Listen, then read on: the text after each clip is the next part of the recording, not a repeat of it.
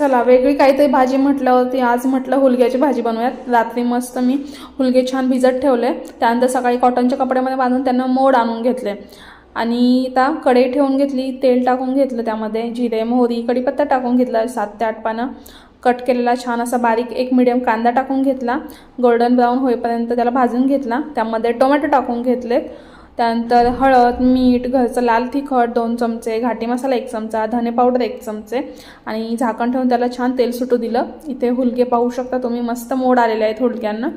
हुलगे टाकून घेतले, तेल सुटेपर्यंत छान भाजून घेतलं, एक पेलावर पाणी टाकून त्याला शिजेपर्यंत तेवढं होईल, शिजण्यासाठी पुरतं होईल एवढं पाणी टाकून छान अशी उकळी काढून घेतली। मंद गॅसवरती त्याला 2 वेळा वाफ येऊ दिली झाकण ठेवून आणि भाजी तयार आहे म्हटल्यावरती मग तर काय शेवटी उरतं ते म्हणजे आपली हिरवीगार कट केलेली कोथिंबीर टाकून घेतली आणि भाजी खाण्यासाठी रेडी झाली आहे। चला तुम्ही कसली वाट पाहता, चला सबस्क्राईब करा।